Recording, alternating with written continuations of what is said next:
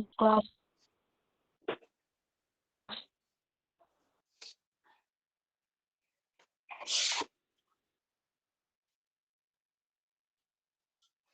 तो हम लोग प्रार्थना करेंगे, प्रारंभ करेंगे। उसके बाद आज हम लोग का 17 नंबर श्लोक 8.17 से लेकर के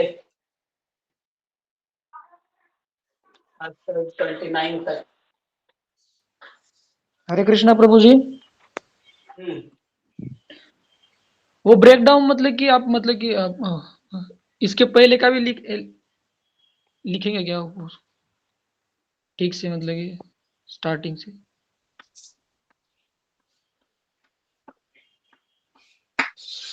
परमात्मा पर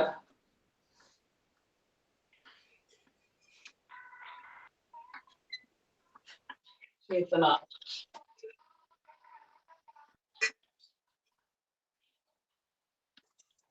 केंद्रित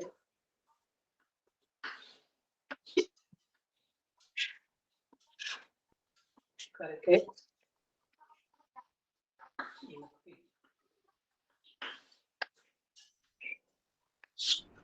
तो अभी तक हम लोगों ने 5वां अध्याय का 17 नंबर श्लोक तक देख लिया है। ठीक है, तो आज हम लोग 17 नंबर श्लोक से 29 नंबर श्लोक तक लेंगे, जिसका सब्जेक्ट मैटर है कि परमात्मा पर ध्यान केंद्रित करने से क्या प्राप्त होता है, हमें मुक्ति प्राप्त होता है। ठीक है, ये चीज इन श्लोकों में वर्णन है। तो सबसे पहले हम लोग थोड़ा रिवाइज कर लेंगे। तो जो 5वां अध्याय है, 5वां अध्याय इसीलिए प्रारंभ हुआ क्योंकि अर्जुन ने एक प्रश्न पूछा, पहले ही नंबर श्लोक में प्रश्न पूछा। और प्रश्न वो क्यों उठा उसके मन में, तो चौथे अध्याय में भगवान ने ज्ञान योग और कर्म योग दोनों बताया था। ठीक है, तो कर्म योग और लास्ट में भगवान ने ज्ञान योग को भी की भी महिमा गाई थी। और लास्ट में अर्जुन को उन्होंने बोल दिया था कि अर्जुन तुम अब एकनिष्ठ होकर के युद्ध करो, लास्ट श्लोक में। तो अर्जुन यहाँ पर कंफ्यूज हो जाता है और पूछता है कि भगवान विशेष मेरे लिए विशेष कौन सा मार्ग उचित होगा। एक सेकेंड। तो भगवान दूसरे नंबर श्लोक से बताना प्रारंभ करते हैं। ठीक है, तो पहला नंबर श्लोक से 6 नंबर श्लोक तक पहला क्वेश्चन हो गया अर्जुन का, और पहले नंबर श्लोक से 6 नंबर श्लोक तक भगवान ने निष्काम कर्मयोग बताया और बताया कि कर्म त्याग से आसान है निष्काम कर्म योग। जो ज्ञान योग है वो टफ है, कर्म योग आसान है। कृष्ण भावना भावित कर्म योग सुलभ है, इसको व्यक्ति कर सकता है आसानी के साथ। किसकी कंपैरिजन में, तो ज्ञान योग के कंपैरिजन में। तो इसको 1 नंबर श्लोक से लेकर के 6 नंबर श्लोक तक निष्काम कर्म योग के बारे में बताया। 7 नंबर श्लोक से 12 नंबर श्लोक तक में भगवान ने निष्काम कर्म योग कैसे करे उसको बताया। फिर 13 नंबर श्लोक से 16 नंबर श्लोक तक आत्मा परमात्मा और प्रकृति के बीच में जो रिलेशन है, जो संबंध है, उसको वर्णन किया गया। आज हम लोग जो 17 नंबर श्लोक से 29 नंबर श्लोक तक ले रहे हैं, उसमें है कि भगवान परमात्मा के ऊपर ध्यान केंद्रित करने से हमें मुक्ति प्राप्त हो सकती है। ठीक है, सबको क्लियर है? प्रभु जी 7 से लेकर 15 तक क्या है? 7 से लेकर के 12 तक है। 7 से लेकर के 12 तक निष्काम कर्मयोग कैसे करें, ये वर्णन है। ये देखिए, ये ऐसा है, ये मैंने लिख रखा है, इसका फोटो मैं आज भेज दूंगा गेट वाले नंबर पे। ठीक है जी जी ठीक है। तो अभी हम लोग 17 नंबर श्लोक से प्रारंभ करते हैं। बाकी अब किसी को कंफ्यूजन हो तो अभी पूछ लीजिए। तीसरा अध्याय, चौथा अध्याय और 5वां अध्याय में कहीं पे कनेक्शन सबको समझ में आ गया ना? प्रभु जी एक बार है ना 4th एक बार ही क्लियर करेंगे, वो 5th से कैसे कनेक्टेड है? प्रभु जी बेटर वे, हरे कृष्ण फोर्थ प्रभु जो जी, है, बेटर वे 4th खत्म हो जाएगा ना, तो फिर आप सिर्फ कनेक्शन बताओ, फिर तो एक मतलब रनिंग नोट्स भी बना सकते हो उसका at the end of 4th अध्याय, यस वो ज्यादा यस ठीक प्रभु जी रहेगा। लास्ट में बताएं। हाँ हाँ हाँ, तो ये 4th जो भी अध्याय आपके खत्म। प्रश्न है वो आप लोग लास्ट में मैं बताऊंगा। यस यस प्रभु जी। यस हरे ठीक है, तो हम लोग 17 नंबर श्लोक प्रारंभ करते हैं। कल हम लोगों ने 16 तक हो गया था, 17 नंबर आप लोग बोल सकते हैं। तद बुद्ध्या यस्तदात्मानं तन्निष्ठा तत्परायणः गच्छन्त्य पुनरावृत्तिं ज्ञान निर्धीत कल्मषः। तो इसको हम लोगों ने कल देख लिया था। इसका अनुवाद इस प्रकार से है, जब मनुष्य की बुद्धि, मन, श्रद्धा तथा शरण सब कुछ भगवान में स्थिर हो जाते हैं, तभी वह पूर्ण ज्ञान द्वारा समस्त कल्मष से शुद्ध होता है और मुक्ति के पथ पर अग्रसर होता है। ठीक है। ओम अज्ञानतिमिरान्धस्य ज्ञानाञ्जनशलाकया चक्षुरुन्मिलितं येन तस्मै श्रीगुरवे नमः। श्रीचैतन्यमनोभीष्टं स्थापितं येन भूतले स्वयं रूप कदा मह्यं ददाति स्वपदान्तिकं। वन्देऽहं श्रीगुरो श्रीयुतापदकमलं श्रीगुरुन् वैष्णवांश्च श्रीरूपं साग्रजातं सहगण रघुनाथान्वितं तं सजीवं साद्वैतं सावधूतं परिजनसहितं कृष्ण चैतन्य देवं श्रीराधा कृष्ण पादान् सहगण ललिता श्री विशाखान्वितांश्च।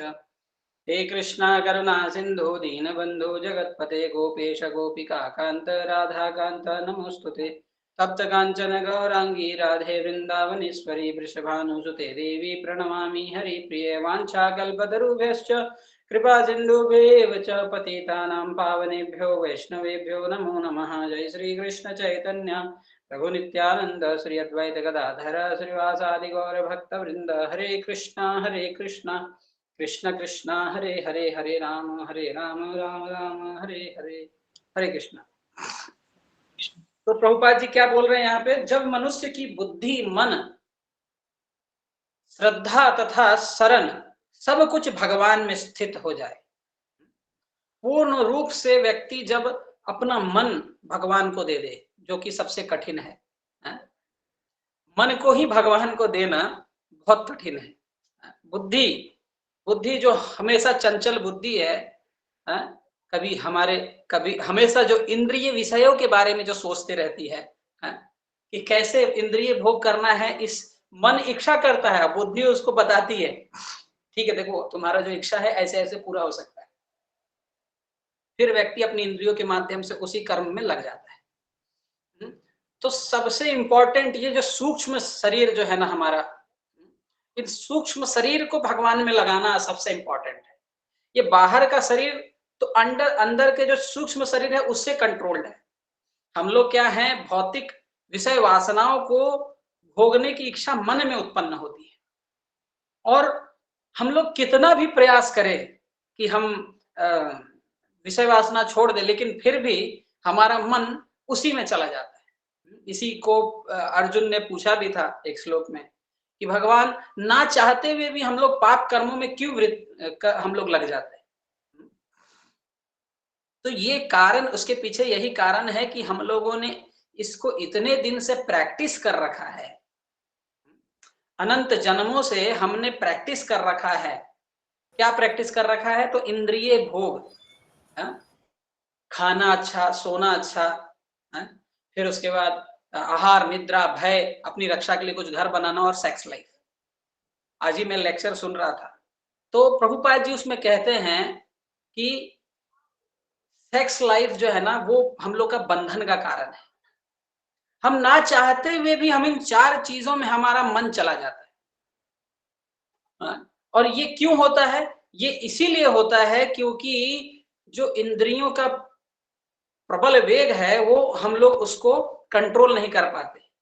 हमने दूसरे अध्याय के अंत में भी जो स्थित प्रज्ञ वाला पाठ था, श्लोक नंबर 54 से लेकर के 72 तक जो स्थित प्रज्ञ वाला पाठ था, तो उसमें भी भगवान बताते हैं कि ये इंद्रियां कितनी वेगवान है, सर्प की तरह है, और उसमें हमें सॉल्यूशन ये दिया गया था कि हमें सर्प जैसी समान इंद्रियों को का जो विषैला जो दांत है उसको निकाल देना है। विषैले दांत को ही निकाल देना हमारा काम होना चाहिए। जैसे ही हमारे मन में कुछ दूषित या विषैले इच्छा आए, उस इच्छा को त्यागना, गुरु के निर्देशानुसार त्यागने से ही हमारी आत्म उन्नति होगी। ये सरल नहीं है, इच्छा त्यागना सरल नहीं है। हम लोग बार बार गिरेंगे, निश्चित रूप से हम गिरेंगे बार बार। हम भगवान की भक्ति में, भगवान का सेवा करते समय बहुत बार ऐसा होगा कि हम भगवान को बिना भोग लगाए भी खा ले, या फिर अलग अलग प्रकार के जो पाप में हम लोग संलग्न हो जाए। लेकिन जैसे ही हमारी बुद्धि ठिकाने आए, हम लोगों को फिर से प्रयास करते रहना है, क्योंकि हम 12वें अध्याय में देखेंगे कि अभ्यास और वैराग्य, ये दो चीजों से हम आत्म उन्नति कर सकते हैं। तो मन को लगाना भगवान में, मन को लगाना यही इंपॉर्टेंट है, मन को, बुद्धि को। तो इसीलिए भक्तों से निवेदन हम लोग करते हैं कि भक्त लोग अपनी बुद्धि को थोड़ा सा, जो आश्रम बनते हैं, जहां पे भी आश्रम बनता है, गुरुकुल बनता है, मंदिर बनता है, वहां पर जा करके थोड़ा मन या बुद्धि को भगवान की सेवा में नियोजित करना चाहिए, धामवास करना चाहिए। जो प्रभुपाद की इच्छाओं के अनुसार जो संत लोग लगे हुए हैं, उनको असिस्ट करना चाहिए।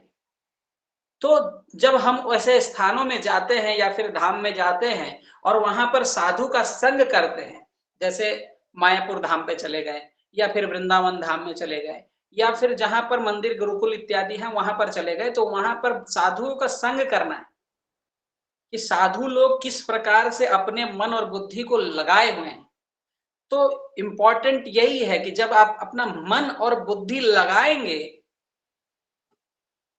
तभी जाकर के हमारा आत्मोन्नति होगा। तो यही इस श्लोक में कह रहे भगवान कि बुद्धि, मन और श्रद्धा हमारा होना चाहिए भगवान में, और शरण ग्रहण करनी चाहिए हम लोग। हम सभी, आप सभी लोग जो गीता सुन रहे हैं, उन सभी को तो शरण ग्रहण करना चाहिए। किसी ना किसी एक गुरु को चूज करके, जो भी आपको लगे कि नहीं ये हमारे गुरु के हैं, आपके पास ऑप्शन है, इस्कॉन में बहुत सारे गुरु हैं, आप देखिए, उनके साथ कुछ आदान प्रदान कीजिए, उसके बाद उनके शरण ग्रहण कीजिए। शरण ग्रहण करने के बाद उनका आदेश को पालन कीजिए अपने जीवन में। कुछ कुछ जो सूक्ष्म सूक्ष्म आदेश वो देते हैं, उन सब सूक्ष्म आदेशों को पालन कीजिए, उसी से आत्मोन्नति होगी। तो भगवान में स्थिर हो जाते हैं और प्रयास कीजिए कि हम भगवान के लिए, जैसे सांसारिक भी जी रहे हैं आप। जैसे कल ही हमें एक गृहस्थ व्यक्ति मिला, नया, फर्स्ट टाइम मैं मिल रहा था उससे। तो वो आदमी बोलता है, देखिए ना, हम लोग तो गृहस्थ हैं, नाना प्रकार के प्रॉब्लम्स रहते हैं, आप लोग का तो अच्छा है, आप लोग परिवार छोड़ करके आप लोग हैं, तो आप लोगों को कोई दिक्कत नहीं है। तो बहुत सारे नाना प्रकार के दिक्कत होते हैं। तो मैं पहले ही दिन उसको उपदेश नहीं दिया उसको थोड़ा टाइम। तो बेसिकली गृहस्थ लोग भी जो जी रहे हैं अपनी गृहस्थी में, उनको भी यह करना चाहिए कि अपने घर में जो मंदिर है ना, उनकी भगवान की पूजा के लिए, भगवान की सेवा के लिए सब कुछ का निर्माण करे। ये भाव लाना होगा, ये भाव लाना इंपॉर्टेंट है, क्योंकि बिना ये भाव लाए आप तो चलो ठीक है, कुछ देर के लिए आप धाम यात्रा कर लेंगे, कुछ देर के लिए आप साधु का संग कर लेंगे। तो साधु का संग केवल वो आश्रम में जाकर के थोड़ी देर कर लेने से काम नहीं चलेगा। साधु जो कह रहा है उसको आपको निरंतरता के साथ पालन करना पड़ेगा। भगवान का बात को कह रहा है ना एक साधु, भगवान यहाँ क्या कह रहे हैं? बुद्धि को, मन को, श्रद्धा को और शरण लीजिए। तो भगवान की सेवा में बुद्धि कैसे लगाएंगे? तो 24 घंटा लगाने का बड़ा सिंपल सा आपके पास भगवान ने कितनी सुलभता हमें दे दी। बाकी युगों में तो हमें जंगल में जाकर के तपस्या करना पड़ता है, लेकिन इस युग में हमें ये कितना हमें फायदा मिल रखा है कि पवन जी अपना माइक ऑफ कर लीजिए। जस प्रभु, हरे। तो आपके पास ये सुलभता है कि आप अपने घर में ही मंदिर रखें। और मंदिर में जो भगवान है फोटो ही आप रखें, फोटो में जो भगवान है उन्हीं के लिए हर चीज करें, उन्हीं के लिए सुबह में उठें, उन्हीं का मंगल आरती करें, उन्हीं के लिए भोग बनाएं, उन्हीं के लिए काम करने के लिए जाएं कि भगवान हम आपके लिए बाहर जा रहे हैं काम करने के लिए। आपने जो हमें जिम्मेदारियां दे रखी है इस जन्म में, जो ये मेरे पुत्र पुत्रियां हैं, मेरी जो दंपत्ति है, मेरे जो पिता हैं, मेरा जो जितना भी समाज के लोग हैं, इन सब का सेवा करने का जिम्मेदारी मेरा इस जन्म का है। तो ये जिम्मेदारी आपने दे रखी है, तो इसीलिए मैं सबसे पहले आपको दूंगा और आपका जो प्रसाद होगा मेरे अनुगतों को दूंगा। ये भाव से काम करने आपको जाना होगा। बिना ये भाव के आपका डेवलपमेंट नहीं हो पाएगा। तो वही श्लोक में कह रहे हैं कि तभी वह पूर्ण ज्ञान द्वारा समस्त कलमश से शुद्ध होता है। तो इस प्रकार से आपको अपने घर से ही स्टार्ट करना पड़ेगा और मुक्ति के पथ पर अग्रसर होता है। जब इस प्रकार से जब आप करेंगे ठाकुर जी के लिए ना, तो कोई आपको माइग्रेन या फिर जो मेंटल प्रॉब्लम्स होते हैं कि हम टेंशन में हो जाते हैं कि ये हम इतना कर रहे हैं लेकिन ये लोग मेरे को नहीं हेल्प कर रहा है, मेरा भाई नहीं हेल्प कर रहा है, मेरी पत्नी नहीं हेल्प कर रही है, बहुत सारे फ्रस्ट्रेशंस होते हैं हमें कि हम इतना मेहनत कर रहे हैं, वो लोग बस ऐसा घर में बैठे हुए। तो वो भाव ही नहीं रखना है आपको। आपको एक ही भाव रखना है कि मेरे ठाकुर जी के लिए मैं कर रहा हूं। या स्त्री, कोई स्त्री बहुत ज्यादा मेहनत कर रही है, केवल मैं पुरुषों का नहीं बोल रहा हूं, स्त्री कोई मेहनत कर रही है तो उसको भी मेहनत इसीलिए करना है कि मैं पति को संतुष्ट नहीं कर रही हूं, मैं ठाकुर जी को संतुष्ट करने के लिए हूं। तो आपके घर में जो क्लेश भी है ना वो भी समाप्त हो जाए। सारे क्लेशों का उपाय इसमें बताया गया है भगवत गीता। ये श्लोक, एक ही श्लोक देखिए ना, मन बुद्धि को अपना भगवान में लगा दो, भगवान का शरण लो, ये इंपॉर्टेंट है।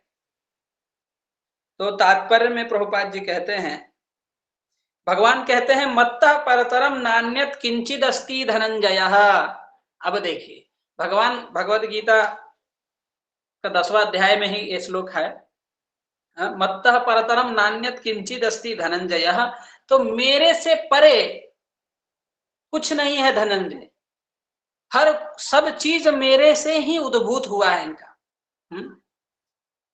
सूत्रे मणिगणा युवा, हर चीज भगवान के ऊपर डिपेंडेंट है। तो आपके घर में जैसे आप रह रहे हैं, तो आपके घर में जो फर्नीचर्स हैं, आपके घर में जो आपने सुंदर सा रूम बनाया हुआ है या गार्डन बनाया हुआ है या फिर जो भी आपके पास फैसिलिटीज हैं, सब में भगवान का हाथ देखिए कि ये भगवान की कृपा से ही ये हमारे हर चीज हमें सुलभ हो रहा है। कि भगवान तो मालिक हैं, वो मालिक की तरह जब हम उनको देखना स्टार्ट कर दिए, हम सेवक का भावना हमारे अंदर ले आए, तब हमारी आत्मोन्नति होगी। आप गिरेंगे नो डाउट, आप कभी ऐसा भी होगा कि नहीं मैं कर रहा हूं, ये स्वाभाविक है, आपका नहीं हमारा भी होता है। हम लोग भी कभी कभी परेशान हो जाते हैं इस प्रकार से। आश्रम बनाने के बाद हम बोलते हैं हमने बनाया है, हमने 20 साल लगा करके हमने बनाया है। लेकिन भक्तों का संग से, गुरु के संग से हमें ज्ञान मिलता है, नहीं भाई भगवान ने बनाया है। लेकिन जब गुरु हमें जो बताए उस चीज को हमें स्वीकार करके आगे बढ़ना, स्वीकार नहीं करेंगे तो हम पतन की ओर बढ़ेंगे। तो ये चीज है, तो ये चीज आप गृहस्थों को भी या ब्रह्मचारियों को भी, सबके लिए एप्लीकेबल है। ठीक है, तो हर चीज में भगवान का हाथ देखना चाहिए। कृष्ण निराकार ब्रह्म का भी अनुमोदन करते हैं, ब्रह्मणो ही प्रतिष्ठा हम। निराकार ब्रह्म, जैसे जो भी सृष्टि में आई है ना, सब ब्रह्म का ही यानी कि रूपांतरण है। जो भी चीज आप घर में, आप जैसे हम लोग यहाँ रह रहे हैं तो हमारे रूम में जो भी चीज है सब में ब्रह्म का ही, ये ब्रह्म से ही ये निरूपित हुआ है। इसका जो रूपांतरण हुआ है ब्रह्म से ही हुआ है। इसीलिए तो ऐसे ब्रह्म सत्य बोलते हैं ना मायावादी लोग, ब्रह्म सत्य जगत मिथ्या।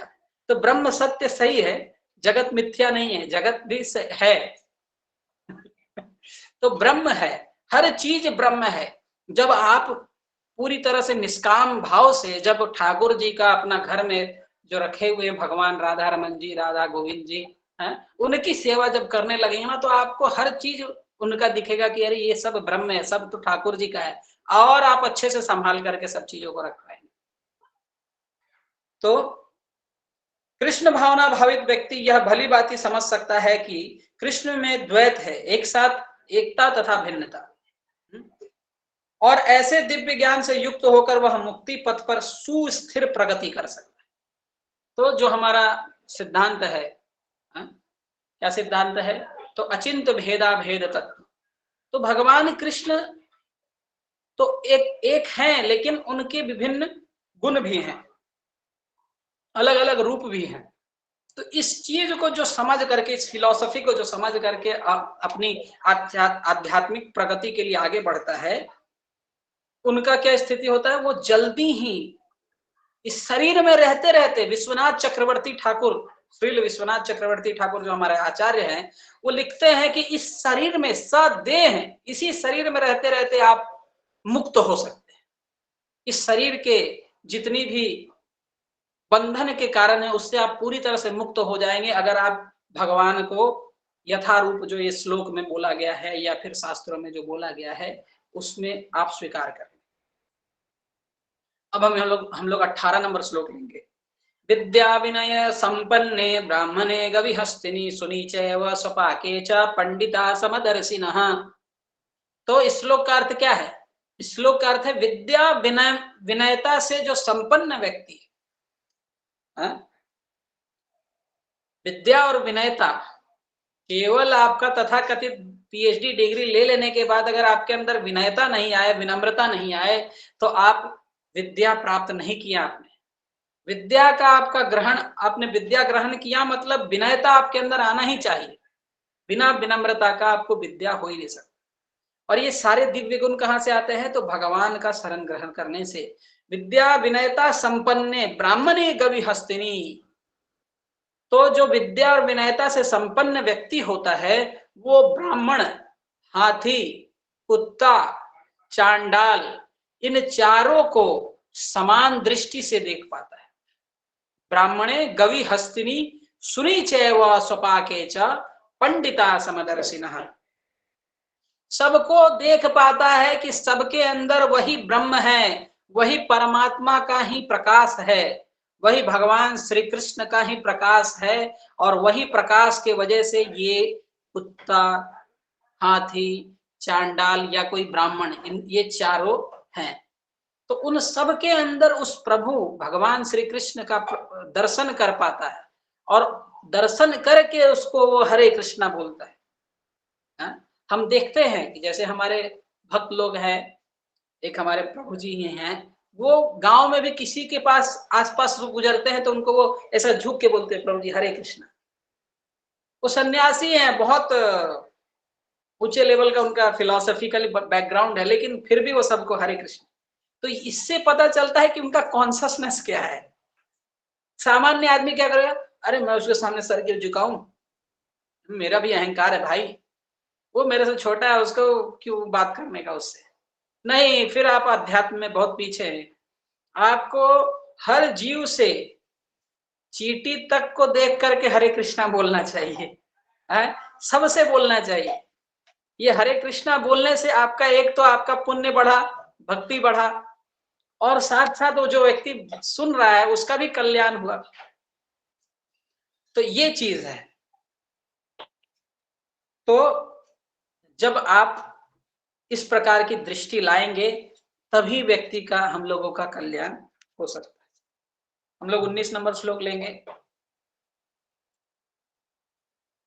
इह एव तैर्जितः सर्गो, इह एव तैर्जितः सर्गो येषां साम्ये स्थितं मनः, निर्दोषं हि समं ब्रह्म तस्मात् ब्रह्मणि ते स्थितः। तो जिनके मन एकत्व तथा समता में स्थित है, जिसका मन उन प्रभु में ही केवल स्थित है, केवल एक प्रभु में ही स्थित है, बस एकत्व या समता का अर्थ है कि भगवान में ही जो स्थित है जिसका चेतना, उन्होंने जन्म तथा मृत्यु के बंधनों को पहले ही जीत लिया है। वही जो विश्वनाथ चक्रवर्ती ठाकुर कहते हैं कि जिसने भगवान में अपनी कॉन्शियसनेस को लगा दिया वो जन्म मृत्यु को पहले ही पार कर चुका है। मृत्यु के समय उसको जरा सा भी दिक्कत नहीं होगा। अगर ये हम लोग अपने जीवन में उतारना स्टार्ट कर दे आज से ही, तो मृत्यु के समय पर देखिए कितना एडवांटेज है हमारे पास कि मृत्यु के समय पर आपने अगर जीवन भर कॉन्शियसनेस ये बना लिया कि ये घर ठाकुर जी का मालिक प्रभु है, मैं तो सेवक हूं, तो आपका मृत्यु के समय तक आपका शरीर छूटते समय ना आप बिल्कुल भी द्रवित नहीं होंगे, दुखी नहीं होंगे। अब बोलेंगे भगवान आपने कितना अच्छा कपड़ा दिया था, अभी ये कपड़ा छोड़ के जाना है भगवान। प्रभुपाद जैसे शरीर को छोड़ते समय पे भी अपने गुरु का आदेश में लगे हुए थे, वो कॉन्शियसनेस मिल सकता है हम सभी को।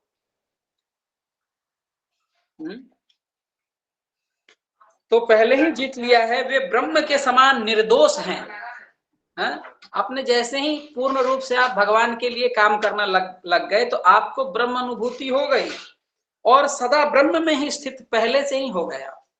जैसे ही भगवान में आपका कॉन्शियसनेस लगा आप ब्रह्म में स्थित हो चुके। ठीक है, वही श्लोक में कहा गया है। 20 नंबर श्लोक, न प्रहर्षेत प्रियं प्राप्य नो द्विजेत प्राप्य च प्रियं स्थिर बुद्धिर सम्मूढ़ो ब्रह्मविद ब्रह्मणि स्थितः।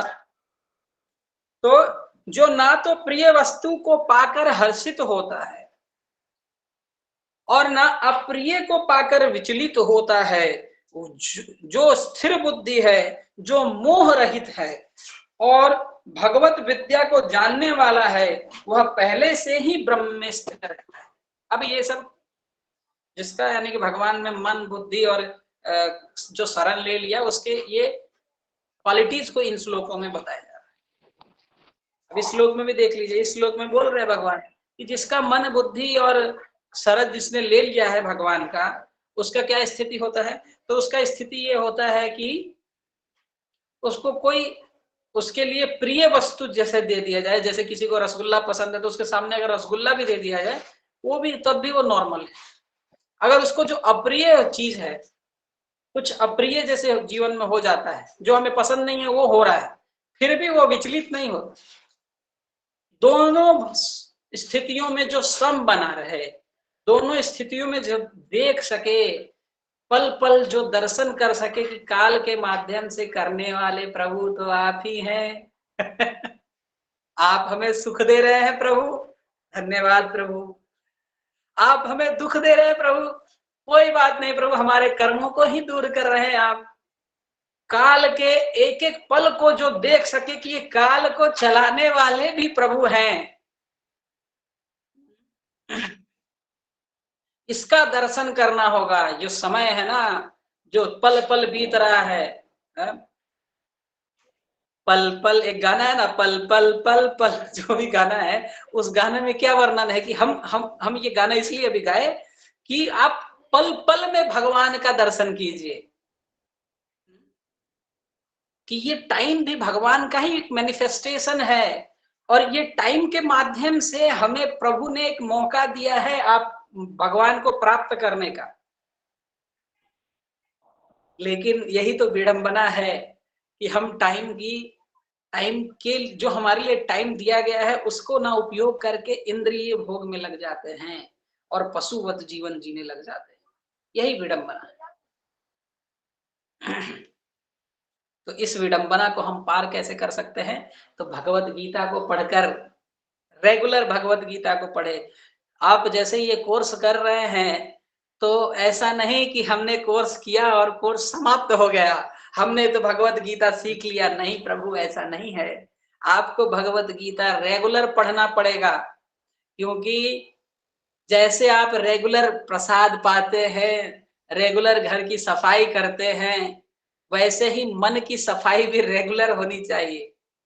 इसीलिए प्रभुपाद जी कहते हैं कि जो मेरे ग्रंथों को रेगुलर पढ़े उसी का उद्धार हो सकता है। उसको प्रभुपाद जी छोड़ेंगे ही नहीं जो रेगुलर भगवान का ग्रंथों को पढ़े। तो ये चीज है। तो इस श्लोक में कह रहे हैं कि जो स्थिर बुद्धि, जो मोह रहित है, मोह से भी रहित होना पड़ेगा हम लोग को। मोह क्या है? तो हमारा जैसे जो चीज मैं शुरुआत से बोल रहा हूं वही, हमें अपना घर को अपना नहीं समझना है, हमें अपने परिवार के बच्चे, परिवार के माता पिता, हमारे जो भी सगे संबंधी हैं, उनको समझना है कि ये सब प्रभु के हैं, कृष्ण के हैं, बस मैं माध्यम हूं। जैसे हमने कुछ दिन पहले एक श्लोक पढ़ा था ना, सएव गोखरः। तो जो अपने परिवार को, अपने स्वजनों को सोचे कि मेरे से ही इनका उत्पत्ति हुआ है, वो क्या है? वो गधा है, गधा। उसको गधा कहा जाता है। तो गधे के समान नहीं रहना है हमें क्या कैसा होना है? तो हमें एक प्रॉपर मनुष्य बनना है। हमें देखना है कि नहीं, ये हमारे स्वजन जो हैं ये भगवान के हैं, ये हम नहीं है। वो हाथ से उठा ले जाओ ना। हाँ, तो जो स्वजन है ये भगवान के ही हैं, ये चीज हमें देखना है। तो वो व्यक्ति ही मोह रहित होगा जो इस प्रकार की दृष्टिकोण को रख सके। और भगवत विद्या को जानने वाला है। रेगुलर आप गीता पढ़िएगा तो भगवत गीता तो जानना ही है, वह पहले से ही ब्रह्म में स्थित हो जाता है। और इस प्रकार से जो इन क्वालिटीज को जिसके अंदर आ जाती है, उसको ब्रह्म पहले ही मिल चुका है। ऐसा नहीं होगा कि अलग से आपको ऐसा बैठ करके ध्यान में कहीं प्रकाश का दर्शन होगा, नहीं। आप केवल इतना कीजिए कि रेगुलर चैंटिंग कीजिए, रेगुलर भगवत गीता पढ़िए, भक्तों का संग कीजिए, भगवान के आदेशों को अपने जीवन में उतारिए। आपको कुछ अलग से प्रैक्टिस करने का जरूरत नहीं है, आप ऑटोमेटिक मुक्त हो जाते हैं। हम लोग 21 नंबर श्लोक लेंगे। बाह्य स्पर्शेषु असक्तात्मा विन्दति आत्मनि यत् सुखम स ब्रह्म योग युक्त आत्मा सुखम अक्षय अश्नुते। तो ऐसा मुक्त पुरुष भौतिक इंद्रिय सुख की ओर आकृष्ट नहीं होता। तो जो इस प्रकार से अपने मन, बुद्धि और चेतना सबको भगवान में लगा देता है, वो इंद्रिय सुख से की ओर उसका मन नहीं जाता। जैसा कि आज ही प्रभुपाद जी कह रहे थे कि यमुनाचार्य कहते हैं अपने श्लोक में कि मेरे मन में जैसे ही गलत विचार आते हैं तो वो विचार पे मैं थूकता हूं। क्यों थूकता हूं? क्योंकि जब से मैंने भक्ति प्रारंभ की है तो मुझे भक्ति में जो सेवा में स्टार्ट करने पर ही केवल मुझे नाना प्रकार के रसों का आस्वादन हो रहा है। उसके कारण मैं उस विषय वासना के ऊपर थूकता हूं। हमारी वो स्थिति तो नहीं आई है, लेकिन हमें उसका प्रैक्टिस करना है। प्रैक्टिस बहुत इंपॉर्टेंट है। हमें सांसारिक लोगों से शिक्षा लेना पड़ेगा कि सांसारिक लोग कितना मेहनत करते हैं पैसे के लिए। हाँ, देखिए आप बड़े बड़े लोग, जैसे जो अंबानी हो गया, अडानी हो गया, कितना मेहनत करते हैं वो लोग। जितना मेहनत वो कर रहे हैं, कम से कम हमें उनसे ये प्रेरणा लेना है कि अरे वो मेहनत कर रहे हैं ऐसी चीज को लाने के लिए जो उनका है ही नहीं। हमें तो मेहनत करना है ऐसी चीज के लिए जो वास्तविक में मेरी है।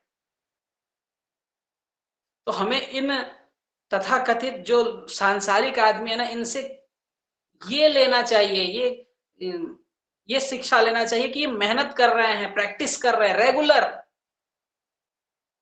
तो वो चीज हमें अपने जीवन में उनसे सीखना होगा कि वो भौतिक चीज के लिए मेहनत कर रहे हैं, हमें तो आध्यात्मिक चीज के लिए मेहनत करना है। भगवान के लिए पैसा जुटाना है, जुटाइए ना, आप करोड़पति बनिए, अरबपति बनिए, कोई प्रॉब्लम नहीं है। भगवान के लिए वो कीजिए बस, ठीक है। तो इंद्र सुख से आप जैसे ही आप भगवान के लिए करने लग जाएंगे तो ऑटोमेटिक आप इंद्रिय सुख से विरत हो जाएंगे, ठीक है। अपितु सदैव समाधि में रहकर वो भक्त जो इस प्रकार से मन लग गया उसका तो वो तो समाधि में है, हम लोग नहीं है, तो हम लोग कंटिन्यूअसली इस प्रकार से भगवान के लिए धन इकट्ठा करके, भगवान के लिए घर बना के, भगवान के लिए काम करके हम भी समाधि में ही रह सकते हैं। हर चीज को भगवान में ही करना है, हम समाधिस्थ हो जाएंगे। अपने अंतर में आनंद का अनुभव करता है, और जैसे ही हम भगवान के लिए करने लग जाएंगे ना, तो जो लोग से हमें आज दुख होता है, वो दुख देख करके हमें आनंद होगा कि चलो कोई नहीं प्रभु, इसको इस बुद्धि, इसको व्यक्ति को आपने थोड़ा जितना समझ दिया है उसके हिसाब से ही काम कर रहा है। ठाकुर भक्ति विनोद कहते हैं, ठाकुर भक्ति विनोद क्या कहते हैं, तो भगवान आपकी भक्ति में जो प्रॉब्लम्स आते हैं, उन प्रॉब्लम्स के वजह से मुझे आनंद आता है कि इन प्रॉब्लम्स की वजह से मैं भक्ति, जो प्रॉब्लम्स मुझे आते हैं वही मुझे आनंद देता है। ये भक्ति विनोद ठाकुर कहते हैं। अब वो कॉन्शियसनेस हमें लाना पड़ेगा, हमारा नहीं है। हम लोग रोने लग जाते हैं प्रॉब्लम्स, प्रभु कैसे होगा। अभी कल ही देखिए, हम सब्जी लेके आ रहे थे हम तो अपनी बाइक पे, तो बाइक में क्या हुआ कि हमने साइड में बांध रखा था उसको, झोले को, सब्जी में।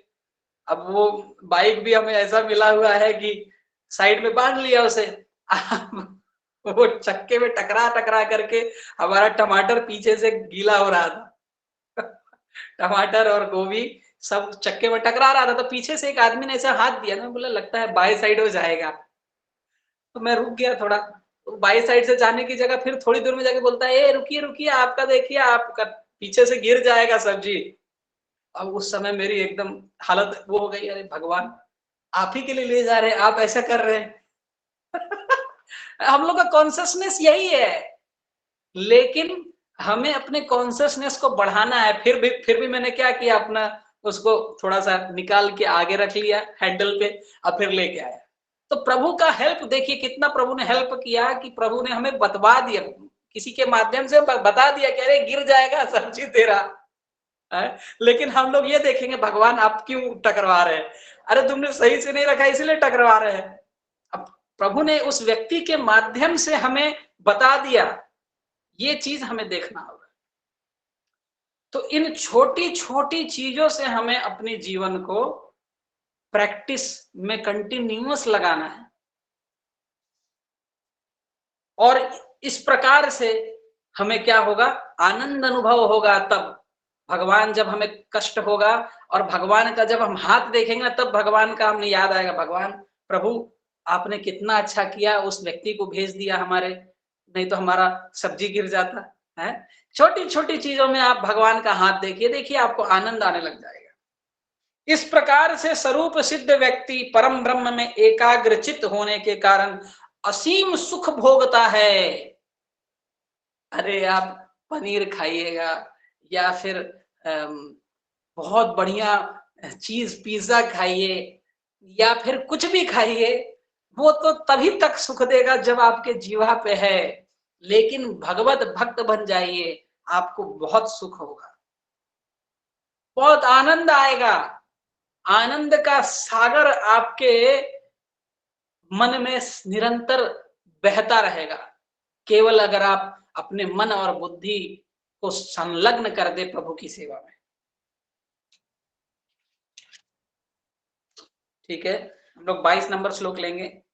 ये ही संस पर जा भोगा दुख योनयो एवते आद्य अंतवंत तु कौन्तेय नाते सुरमते बुधा। तो जैसे ही हमारी इंद्रिय विषय वासनाओं को भोगने के लिए लगती हैं, तभी से दुख प्रारंभ हो जाता है। दुख योनयो एवते, आप सोचते हैं कि नहीं हम कुछ गलत कर देने के बाद जो रिजल्ट होता है वो हमें दुख देता है। नहीं, जब से आप गलत काम में लगते हैं तभी से दुख प्रारंभ हो जाता है। ये ही संस पर जा भोगा, जैसे ही इंद्रिय विषय का, इंद्रियों का संपर्क होता है, स्पर्श होता है, उसी समय से दुख चालू हो जाता है। और जैसे ही हम लोग भगवत भावना से युक्त होकर के इंद्रियों को जितना उपयोगी है उतना देते हैं, भगवत प्रसाद देते हैं, तो उसी समय से आनंद हमारे अंदर प्रवेश करता है। तो इसीलिए हमें कोई भी चीज ग्रहण करते समय हमें याद रखना है कि ये प्रभु का दिया हुआ है, प्रभु को धन्यवाद देना है। हम भले ऐसे अवस्था में ना हो कि हम उस प्रसाद को प्रॉपर तरीके से भोग लगा के खा पाए, लेकिन नहीं भी है तो भी हमें क्या करना है, मन में भगवान को याद करके मिनिमम हमें भगवान को अर्पित करके धन्यवाद दे करके उसको ग्रहण करना है। तो ये तो रह गई खाने की बात। जो भी चीज कर रहे हैं, जैसे कि प्रभुपाद सेक्स लाइफ के लिए बोलते हैं, सेक्स लाइफ के लिए बोलते हैं कि केवल और केवल पुत्र प्राप्ति और संतति के लिए ही हमें उसका उपयोग करना है। ये चीज आहार, निद्रा, भय और मैथुन, निद्रा भी हमें इतनी ही लेनी है जितना शरीर को चाहिए। रात को 9 बजे सो जाना है, सुबह में 3-4 मैक्स तक 4 बजे तक उठ जाना है। दिन भर अपने सेवाओं में संलग्न रहना है जिससे कि हमारा आत्म कल्याण हो सके। तो भौतिक मेंटलिटी को पूरी तरह से समाप्त कर देना ही हम लोगों का लक्ष्य होना चाहिए। नहीं तो दुख योन एवते, फिर तो दुख की योनि में रहोगे, नहीं लगाओगे तो। दुख की योनि में रहना ही चाहते हैं तो रहिए, कोई दिक्कत नहीं। ऐसे भोगों का आदि तथा अंत होता है, अतः चतुर व्यक्ति उनमें आनंद नहीं लेता। जो भी चीज का हम लोग जो भोगने का प्रयास कर रहे हैं उसका आदि और अंत होता है। तो इसीलिए जिसका शुरुआत होता है और जो अंत होता है उसमें हमें मन नहीं लगाना है। हमें ऐसे वस्तु में और ऐसे भगवान में ऐसे अपना चेतना को लगाना है और निरंतरता के साथ लगाना है। वही निरंतरता क्या हमें देगा, वो आनंद देगा। इसी में पद्म पुराण का एक श्लोक को प्रभुपाद जी ने उद्धृत किया है, रमन्ते योगिनो अनंते सत्यानंद चिदात्मनि इति राम पदे नाशो परम ब्रह्म अभिधीयते। तो योगी जन परम सत्य में रमन करते हुए अनंत दिव्य सुख प्राप्त करते हैं, इसीलिए परम सत्य को भी राम कहा जाता है। तो योगी जन हम गृहस्थ लोगों को भी बन सकते हैं। ऐसा नहीं कि योगी जन मतलब केवल जो बाबा लोग बन गए हैं वही योगी जन, नहीं, गृहस्थ भी योगी है। साधु पुरुष केवल ऐसा नहीं है कि जो जंगल चला गया वही साधु है, जो घर में रह रहे हैं वो भी साधु पुरुष हो सकते हैं, वो योगी जन हो सकते हैं। और योगी बन करके, योगी मतलब क्या, भगवान के साथ योग कर लेना, हर एक चीज भगवान के लिए करना।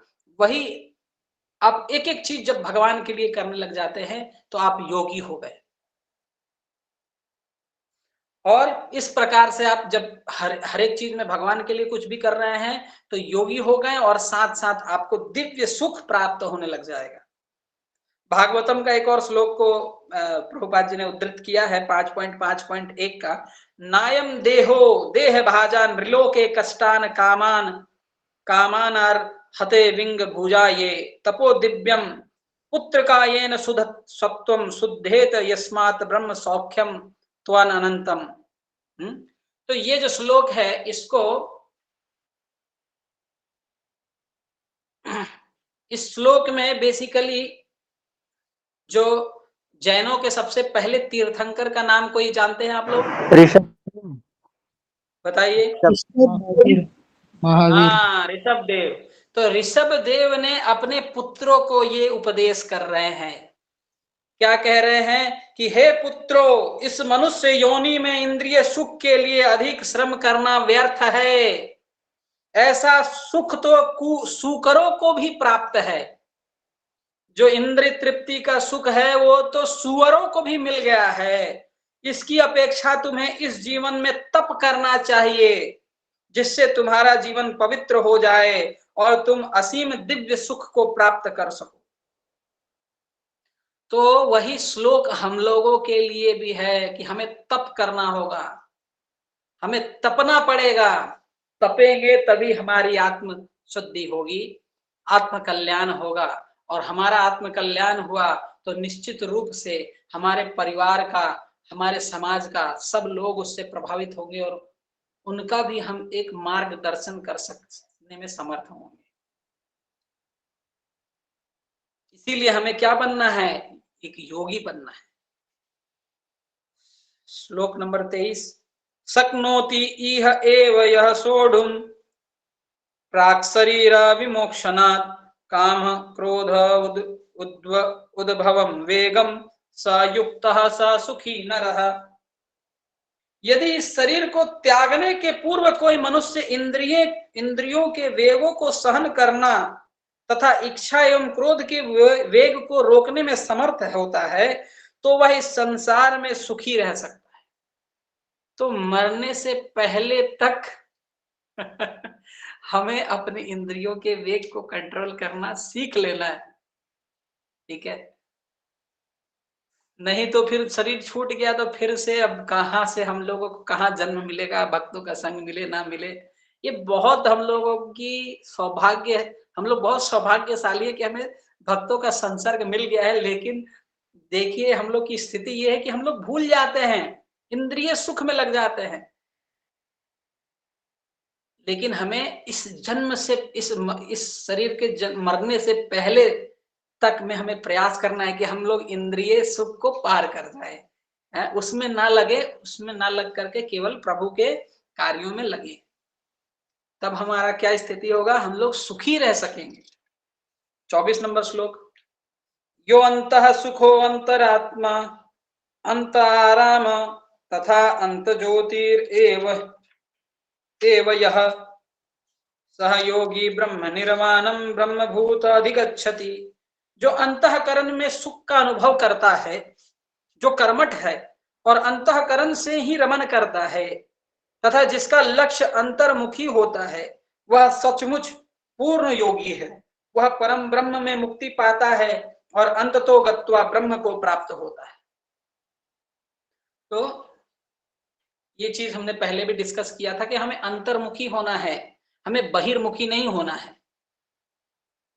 घोड़े जैसे जो रथ, जो शरीर शरीर को एक रथ की तरह जैसे बताया गया है, तो घोड़े जैसे होते हैं जो इंद्रिया को रिप्रेजेंट करते हैं, वो केवल बाहर की तरफ भागते हैं। लेकिन हमें इंद्रियों का गुलाम नहीं बनना है, हमें अंतर्मुखी होकर के मन और बुद्धि को लगाना है प्रभु में और इंद्रियों को भी प्रभु की सेवा में लगाना है। जब हम ऐसा कर देंगे तो हमारा जो शरीर रूपी रथ है वह गोलोक धाम पहुंचा के लेके चला जाएगा। और हम उस रथ को लगा दें इंद्रिय भोग में तो हम लोग नरक की ओर चले जाएंगे। तो आप डिसीजन लें कि आपको क्या करना है। 25 नंबर श्लोक, लभन्ते ब्रह्म निर्वाणम ऋषयः क्षीण कल्मषः छिन्न द्वैधा यथात्मानं सर्वभूत हिते रतः। जो लोग संशय से उत्पन्न होने वाले द्वैत से परे हैं, सुख दुख, लाभ हानि, जय विजय, जय पराजय, इन सब द्वैतों से जो पार हैं, संशय के कारण जो इन द्वैतों से परेशान रहते हैं उनकी बात नहीं हो रही है। जो संशय पार कर चुके हैं, द्वैत पार कर चुके हैं, जिनका मन आत्म साक्षात्कार में रत है, जो समस्त जीवों के कल्याण कार्य करने में सदैव व्यस्त रहते हैं और जो समस्त पापों से रहित हैं, वे ब्रह्म निर्वाण मुक्ति को प्राप्त होते हैं। तो हमें काम, क्रोध, लोभ, मोह, मद, मत्सर्य, ईर्षा रहित भी होना होगा। परिवार में रहने से हम लोगों को देखना पड़ता है सब प्रकार के लोगों को। हमें ज्यादातर लोग ईर्षा वाले मिलते हैं, हम लोग भी सोचते हैं कि हम भी ईर्षा करेंगे उनके साथ, करते भी हैं। हम ईर्षा करते हैं दूसरों से, अच्छा तुमने ये कार ले आया, ओ हो अब कैसे उसको फुड़वाया जाए। उसका एक्सीडेंट हो जाए तो कितना खुशी होता है कि अरे इसका कार तो लिया था नया, टूट गया। ये ऐसे तो भक्त लोग का नहीं होता होगा। लेकिन ये स्थिति होती है, जैसे ये इसका मैंने वर्णन किया, बाकी सबके अलग अलग होते हैं। अब जैसे क्या होता है, जैसे एक ही परिवार में 2 बहुएं रहती हैं, तो उनके बीच में चलता रहता है, क्या चलता रहता है, सटल फाइट चलते रहता है। वो ज्यादा मैं बोलूंगा नहीं, आप लोग को खुद ही पता है वो चीज। तो बेसिकली इन सटल फाइट से हमारा कॉन्शियसनेस हटा करके हमें प्रभु की सेवा के लिए तत्परता लाना है, और उसमें कंपटीशन करना है। उसमें कीजिए ना आप कंपटीशन। अच्छा, आपने भगवान के लिए 56 भोग बना दिया, ओके मैं 57 बना दूंगी, ठीक है। तो इस प्रकार से हम अपनी कॉन्शियसनेस को लगा सकते हैं, और समस्त जीवों के कल्याणार्थ हमें काम करना है। सबके कल्याण सोचना है, सबका कल्याण सोचना है। ऐसा नहीं केवल अपना कल्याण हो। हमारा ये धर्म नहीं सिखाता। हम हिंदू लोग भूल चुके हैं कि अरे सबका कल्याण हमें करना है, तो सबके कल्याण में सदा व्यस्त रहना है, और समस्त पापों से रहित हो जाते हैं वो लोग, और ब्रह्म निर्वाण यानी कि मुक्ति प्राप्त करते हैं। 26 नंबर श्लोक। काम क्रोध विमुक्तात्मा विमुक्तानां यतीनां यत चेतसाम अभितो ब्रह्म निर्वाणं वर्तते विदितात्मा विदित आत्मानं। जो क्रोध तथा समस्त भौतिक इच्छाओं से रहित हैं, जो स्वरूप सिद्ध हैं, आत्म संयमी हैं और संसिद्धि के लिए निरंतर प्रयास करते हैं, उनकी मुक्ति निकट भविष्य में सुनिश्चित है। तो जो लगे हुए हैं अपनी इच्छाओं को पूरी तरह से समाप्त करने के लिए, और इच्छाएं कैसे समाप्त होगी, तो जब हम पूर्ण रूप से केवल प्रभु के लिए इच्छा करेंगे तो हमारी इच्छाएं कंट्रोल में आ सकेगी।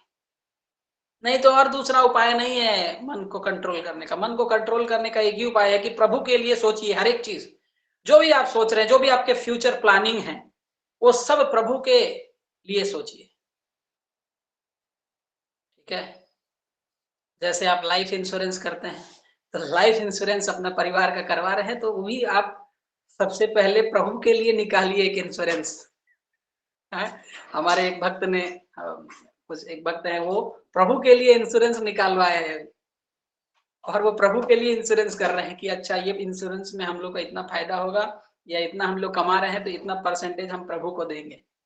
तो वैसे ही हर एक आदमी को पहले अपने प्रभु का इंश्योरेंस कराना है, फिर उसके बाद अपने परिवार के लोगों का इंश्योरेंस करना है। केवल अपने परिवार का इंश्योरेंस करते रह जाते हैं हम, प्रभु का भी तो इंश्योरेंस करना पड़ेगा, तब तो प्रभु आपका इंश्योरेंस करेंगे प्रॉपर तरीके से। ठीक है। तो इस प्रकार से क्या होगा, हम जब भगवत सेवा में रत रहेंगे तो हमारा क्रोध समाप्त हो जाएगा। है? माताओं को क्रोध करना या फिर प्रभु लोगों को क्रोध करना चाहिए। क्रोध कैसे कंट्रोल होगा, तो हनुमान जी की तरह क्रोध का उपयोग कीजिए। जब आप देखिए कि कोई परिवार में एक आदमी भक्ति में ना लग करके भौतिक विषय वासनाओं में लगा हुआ है, उसके ऊपर क्रोध कीजिए, उसके ऊपर चिल्लाइए, एकदम गुस्सा हो जाइए एकदम पूरी तरह से। उस दिन अपना सारा फ्रस्ट्रेशन निकाल दीजिए आप। तुम कैसे बिना भोग लगाए हुए खा लिया, हाँ? या फिर तुम भगवान के लिए काम करता है कि अपने लिए, अपने सुख के लिए। उस दिन क्रोध को निकालिए, ठीक है, तो आपका क्रोध कंट्रोल में आ जाएगा। तो इस प्रकार से हमें क्रोध कंट्रोल में करना है, आत्म संयमी बनना है, और संसिद्धि के लिए निरंतर प्रयास करते रहना है, तो हमें तुरंत ही मुक्ति प्राप्त हो जाती है। तो श्रीमद् भागवतम का एक श्लोक उद्धृत किए हैं प्रभुपाद जी 4.22.39 का। यद पाद पंकज पलास विलास भक्तया कर्माशयम ग्रथित मुद ग्रंथयन्ति संतः तत्वक्त्र रिक्त मतयो यततो अपि रुद्ध स्तोत्र गणना तमरणम भज वासुदेवम। भक्ति पूर्वक भगवान वासुदेव की पूजा करने का प्रयास तो करो। बड़े से बड़े साधु पुरुष भी इंद्रियों के वेगों को उतनी कुशलता से रोक पाने में समर्थ नहीं हो पाते। बड़े से बड़े साधु लोग भी नहीं रोक पाते, जितना कि वे जो सकाम कर्मों की तीव्र इच्छा को समूल नष्ट करके और भगवान के चरण कमलों की सेवा करके दिव्य आनंद में लीन रहते हैं। तो भक्त लोग जो भगवान के लिए काम करते हैं, अपने सकाम कर्मों को त्याग करके, पूरी तरह से समूल नष्ट करके सकाम कर्मों को केवल अपने लिए सोचना कि अपने लिए मैं कर रहा हूं, यही है सकाम कर्म। भगवान से मांगना अपने लिए, ये सब छोड़ करके केवल प्रभु के लिए कार्यों में निरत रहने से ही आपकी सारी इंद्रियां कंट्रोल में आ जाएगी, जो बड़े बड़े ऋषि मुनि तक नहीं कर पाते। एक और श्लोक को उद्धृत किए हैं, दर्शन ध्यान संस्पर्शैर मतस्य कूर्मा विहंगमा स्वान प्रयत्नानि पुष्यन्ति तथा तथा अहम अपि पद्मज। मछली, कछुआ तथा पक्षी केवल दृष्टि, चिंतन तथा स्पर्श से ही अपनी संतानों को पालते हैं। हे पद्मज, मैं भी उसी तरह करता हूं। तो यहां पर भगवान कह रहे हैं कि जैसे मछली, कछुआ और पक्षी, केवल एक मछली दृष्टि से अपने बच्चों को पाल देता है, कि दृष्टि से देखता है केवल, और कुछ नहीं करता है। और दूसरा कछुआ चिंतन करके पाल देता है, और पक्षी स्पर्श करके। तो इस प्रकार से जीवात्मा अपने अपने बच्चों को पालते हैं, तो भगवान भी उसी प्रकार से पालते हैं। मछली अपने बच्चों को केवल देख कर बड़ा करती है, कछुआ केवल चिंतन द्वारा अपने बच्चों को पालता है। कछुआ अपने अंडे स्थल में देता है और स्वयं जल में रहने के कारण निरंतर अंडों का चिंतन करता रहता है। वो अपना अंडा जो रहता है वो जमीन पर देता है और पानी में रहता है, तो केवल चिंतन करने से उसका बच्चा का हो जाता है। इसी प्रकार भगवत भक्त भगवत धाम से दूर स्थित रहकर भी भगवान का चिंतन करके कृष्ण भावना मृत द्वारा उनके धाम पहुंच सकता है। केवल चिंतन करने से ही हम लोग भगवत धाम जा सकते हैं। 27 और 28 एक साथ है। स्पर्शान कृत्वा बहिर्बाह्य चक्षु चैवा अंतरे भ्रुवो प्राणापानो समो कृत्वा नासाभ्यंतरचारिणो यतेन्द्रिय मनो बुद्धिर मुनिर्मोक्ष परायणः विगत इच्छा भय क्रोधो यह सदा मुक्त स एव सः।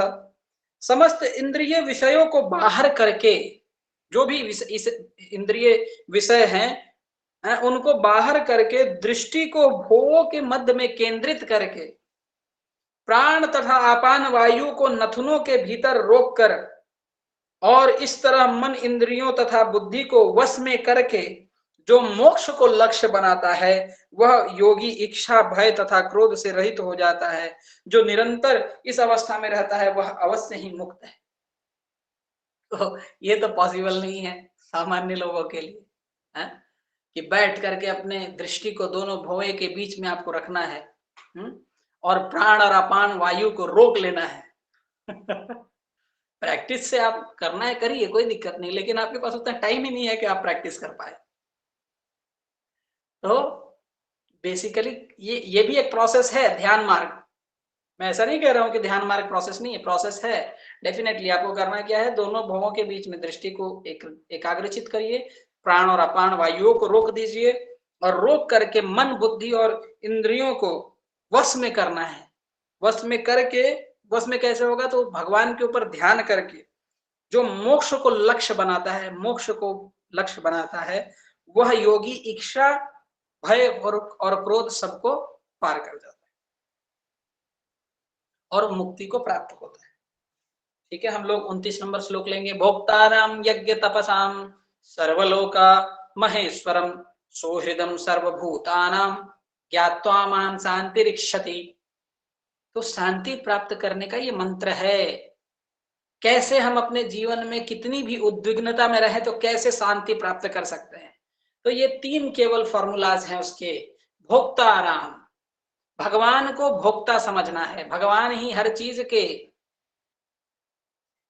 भोक्ता है, वही कंट्रोलर है, वही भोग कर सकते हैं। हम लोग भोग करने के लिए बने ही नहीं हैं, हम लोग सेवक हैं, हम सेवा करने के लिए बने हैं। हम भोग करने की हमारी मेंटेलिटी के वजह से ही संसार में फंसे हुए हैं।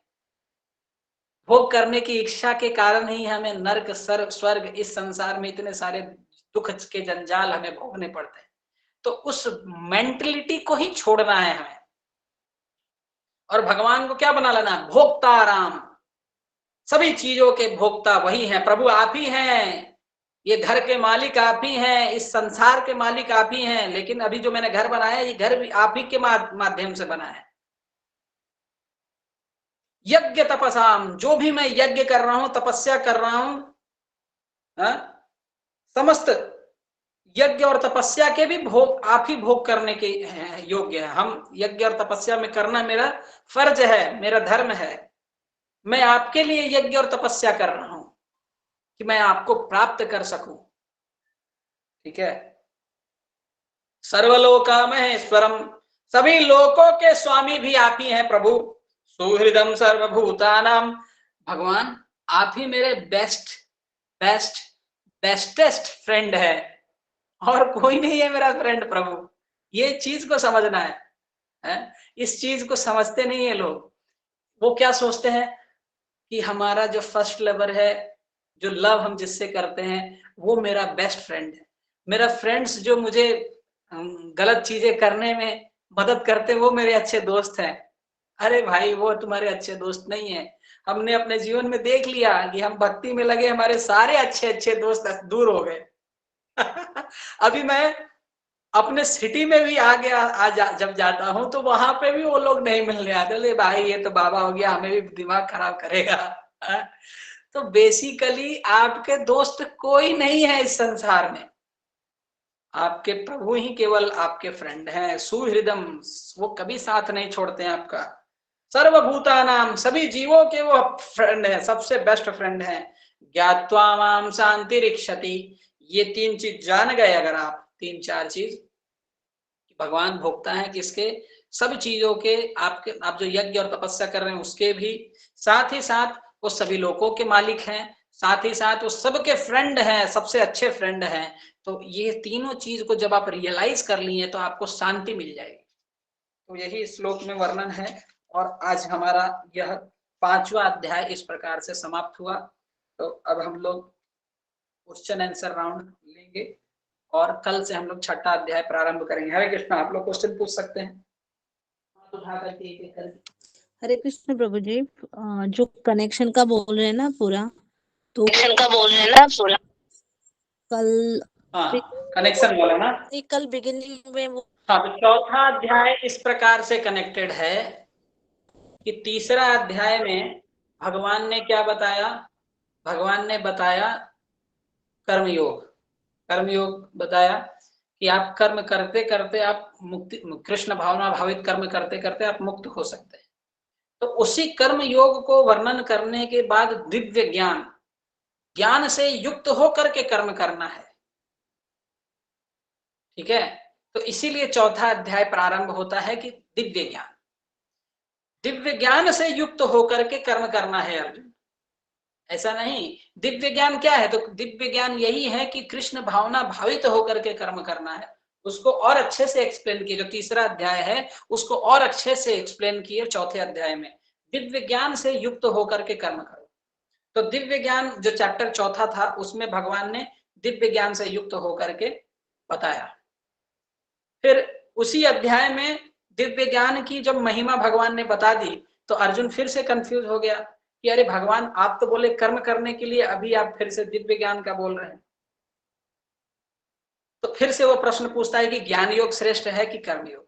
अभी देखिए, प्रॉब्लम ये होता है ना कि प्रभुपाद तो हर एक श्लोक में सब चीज दे दिए हैं, लेकिन जो श्लोक भगवान कृष्ण अर्जुन को बोल रहे थे, उसका जो मीनिंग्स है ना, वो कर्म योग और थोड़ा थोड़ा प्रभुपाद के तात्पर्य से, प्रभुपाद जो तात्पर्य दिए हैं वो तो भक्तों के लिए दे दिए हैं। हम लोग हर एक श्लोक में सब मिल जाता है, लेकिन 3rd चैप्टर में जो है वो कर्म योग के बारे में विशेषता बताए। 4th चैप्टर में कर्म योग कैसे करें दिव्य ज्ञान से युक्त होकर के, ये बताए हैं। और फिर अर्जुन कंफ्यूज होता है कि कर्म योग अच्छा है कि ज्ञान योग अच्छा है।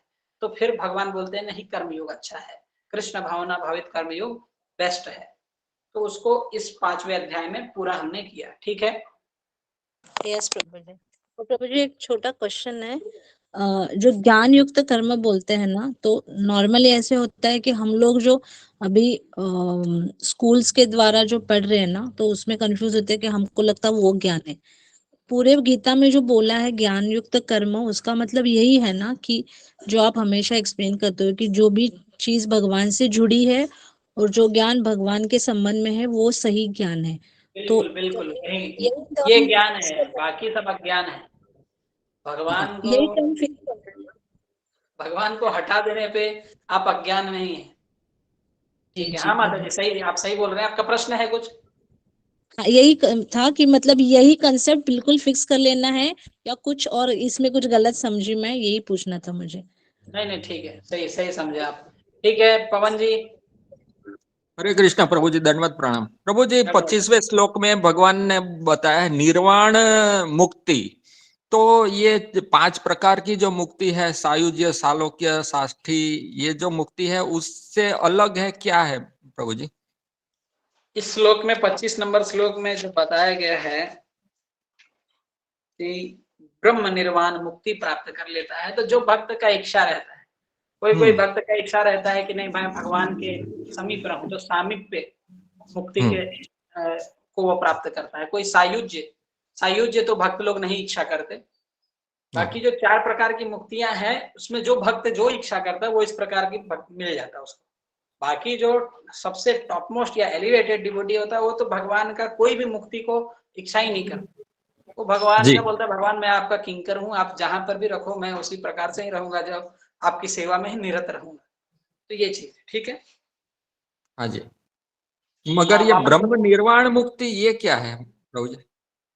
ब्रह्म निर्वाण यहाँ पर जो शब्द है ना, ये ब्रह्म हाँ निर्वाण मतलब कि ये मुक्ति का वर्णन नहीं है। जैसे 5 मुक्तियां हो गई ना, हाँ, तो यहाँ पर एक यस अलग ही शब्द है ब्रह्म निर्वाण, यस। यानी कि वो ब्रह्म निर्वाण निर्वाण को प्राप्त कर लेता है। जैसे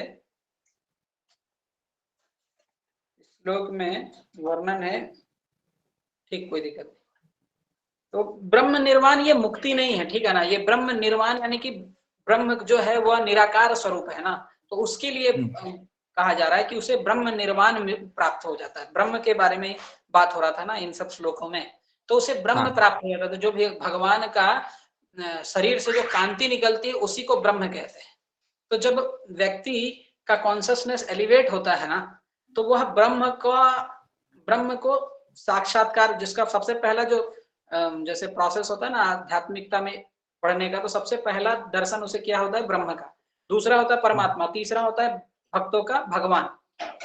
तो भक्तों का तो सबसे टॉप मोस्ट हो जाता है, लेकिन ये एकदम नहीं कि आपने शुरुआत की भक्ति तो आज ही हो जाएगा। तब आप टॉप मोस्ट यानी मतलब आप पूरी तरह से कॉन्शियसनेस हो गए हैं, 24 घंटा केवल भगवान के बारे में विषय में सोच रहे हैं, तो वो हुआ भगवान का कॉन्शियसनेस। और यहाँ पर जो ब्रह्म निर्वाण है, यानी कि ब्रह्म निर्वाण यानी कि ब्रह्म को समझ गए कि ये सब चीज जो भी संसार में है सब उस ब्रह्म से ही प्रकट है। और ब्रह्म क्या है, तो भगवान का एक तेज है, कांति है। ठीक है। जी हाँ वामन प्रभु। जी, हरे कृष्णा। हरे कृष्णा प्रभु जी, धन्यवाद। प्रभु जी आप अभी मतलब पढ़ाए आप दिव्य ज्ञान, कर्मयोग, कृष्ण भावना भावित कर्म। तो प्रभु जी जैसे कि मैं तो सब समझ गया हूँ आप जो पढ़ाए हैं। जैसे हमारे बहुत सारे दोस्त हैं, कुछ लोग मांसाहार करते हैं, कुछ लोग गलत काम करते हैं, तो हम समझाते हैं उनको और प्रूफ भी देते हैं। अपने गीता उता पढ़ते हैं तो कुछ कुछ यादें रहता है, वो प्रूफ भी देते हैं कि नहीं ऐसे भगवान ऐसे बोले, ऐसे किए हैं, लेकिन वो लोग मानते नहीं है। तो प्रभु जी जैसे फ्री विल, भगवान हमको थोड़ा सा फ्री विल दिए हैं, तो फ्री विल जैसे इन लोगों के पास भी मैं देखता हूँ कभी कभी, तो फ्री विल से इन लोग अच्छा काम नहीं करके गलत काम कुछ करते हैं। तो ये काल का प्रभाव रहता है, उसके वजह से करते हैं, किस वजह से करते हैं, इनको समझाते हैं, इनको समझ में वही नहीं। इच्छा, इच्छा मेन क्या है कि इच्छा जो कर रहे हैं ना हम, जो साधु संग ना करके, आपने साधु जैसा बात बोला लेकिन उसका वो संग ना करके, वो जो आसुरिक प्रभाव है उसका प्रभाव उनके ऊपर ज्यादा है। वो आसुरिक प्रभाव भी रहता है और उनकी वृत्ति होती है, जन्मों जन्मों की वृत्तियां जो है, तो उनको ये अच्छा लगता है कि नहीं हम आसुरिक भाव से जो भोग कर रहे हैं वो उनको अच्छा लगता है, और वो अभी उनकी स्थिति वही रहती है सुकरो वाली, तो वह इसीलिए उसी को भोग करने में संलग्न है। आप अपना धर्म कर रहे हैं, आप बता रहे हैं, आप उनको भक्ति का कुछ कुछ जैसे जो भी चीजें बता रहे हैं, गीता दे रहे हैं या प्रसाद खिला रहे हैं, ये खिलाते रहिए। धीरे धीरे उनका जब नहीं, भक्ति का कुछ उदय हमारे होगा। हैं, मतलब हमारे अंडर में काम करते हैं प्रभु जी, उनको वो तो कुछ कुछ हरि हरि बोल हरे कृष्णा बोलना चालू भी कर दिए हैं, तो लेकिन कुछ लोग नहीं समझ पाते हैं। लेकिन बस हाँ, वो ये तो प्रभाव है, रहता आप हरि बोल बोलते हैं इसलिए वो लोग भी बोलते हैं। हाँ, तो मैं उसमें खुशी भी होता हूँ, उनको प्रसाद भी खिलाता हूँ, जो भी हमारे पास बन पाता है, जो भी करते रहता हूँ। हमारे पास आते भी हैं लेने के लिए। लेकिन ऐसे लोग हैं बस जैसे आप इतना ही बताए कीजिए, और कोई उनका सोल्यूशन नहीं है। आप इतना ही कीजिए, धीरे धीरे उनको कभी गुरुकुल घुमाने के लिए बोलिए और थोड़ा सा उनको दिखाइए, मंदिर, थोड़ा इस्कॉन उनको मंदिर कभी उंदिर ले घूमने के लिए बोलिए, धाम बास जो 5 प्रोसेस है ना, 5 प्रोसेस में प्रयास कीजिए उनको संलग्न करने का। ठीक है, जो जी 5 जी प्रोसेस क्या क्या, तो धाम बास, नाम जप, भागवत श्रवण, फिर उसके बाद विग्रह सेवा, और एक और है भक्त जी संग। भक्त संग, तो ये पांचों में प्रयास कीजिए उनको धीरे धीरे जोड़ने का। तो जैसे जी। जैसे जो जो जुड़ेगा उसका बुद्धि का विकास होगा, वो अपने आप भक्त बन जाएगा। ठीक है प्रभु जी। दूसरा प्रभु जी प्रश्न ये था, जैसे आप बताए कि इनकी गति क्या होती है लास्ट में प्रभु जी? जो जैसा कर्म, जैसे जो तामसिक वृत्तियों में संलग्न है तो उसकी गति तामसिक होगी, वो तमोगुण अधोगति को प्राप्त करेगा। जो राजसिक है वो फिर से इस पृथ्वी पे जन्म लेगा। जो सात्विक है वो भी उच्च लोकों में भोग करके आएगा, फिर वापस इधर ही रहेगा। तो ये चीज वापिस है, से वो इनका कभी जिसका मुक्ति जैसा हो जैसा सकता है कर्म कि नहीं वैसा। प्रभु? वापिस हाँ, से इनका मुक्ति कभी हो सकता है कि नहीं, कि ऐसे गहन तमोगुण में रहते ही रहेंगे, ऐसे ही रहेंगे? होगा होगा, वो तभी होगा जब किसी साधु का वो संग कर ले। जी बाकी आप चिंता मत कीजिए इतना कि अरे उनका क्या होगा। चिंता आपको करना है कि चिंतन तो भगवान की कीजिए। जी उनका जी। क्या होगा, वो जन्म है, वो जन्म ही नहीं लेते, वो बहुत सालों से ऐसे ही है, तो उनका कोई बहुत स्थिति बेकार नहीं होने वाला है। लेकिन जैसे ही वंडर वो साधु का संग कर लिए वैसे ही उनका कल्याण। वंडर 5 प्रयास क्या बोले थे वंडर। प्रभु जी? एक बार 5 प्रयास क्या बोले थे? ठीक है, गिरी गिरी गिरी प्रभु जी।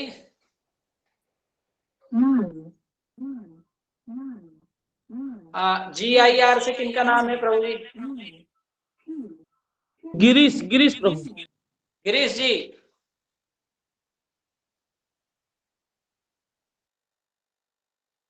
गिरीश जी कहाँ चले गए? आकाश पूछ लो, आकाश। हरे कृष्ण प्रभु जी। वो जो मतलब कि आप स्टार्टिंग वाला जो बोल रहे थे ना, फर्स्ट और 6 और श्लोक का, वो क्या निष्काम कर्म और 7 से भी 12 तक भी निष्काम कर्म ही है क्या, मतलब पूरा? निष्काम कर्म को कैसे करे, कैसे अपने जीवन में उतारे, वो वर्णन है। मतलब प्रयोग कैसे करे, ऐसा है क्या? हाँ ओके, ठीक ठीक है। है गिरीश जी। चलिए ठीक है, फिर आज हम लोग यहीं पर समाप्त करेंगे। हरे वो कृष्णा फोटो हरे हरे कृष्णा हरे कृष्णा। कृष्णा कृष्णा कृष्णा हरे हरे हरे राम अरविंद जी अभी प्रश्न आ गया आपका। हरे कृष्णा प्रभु हरे जी कृष्णा, ये जल्दी पूछिए। चौथे अध्याय का और 5वें अध्याय का जो है पूरा नोट्स भेज दीजिएगा। पूरा नहीं, हम 1 से 6 तक भेजेंगे आपको सारा। ठीक है, वो इंग्लिश में ना रहे, हिंदी में, क्योंकि समझने में थोड़ा अच्छा सा हिंदी प्रॉब्लम वाला चाहिए। ठीक है प्रयास करेंगे हम। ठीक है, हरि बोल। अभी समय नहीं मिल पा रहा नोट्स का, कोई बात नहीं, फिर भी हम आप लोग के लिए करेंगे। ठीक है, बोल हरे हरे कृष्णा कृष्णा प्रभु, हरे धन्यवाद।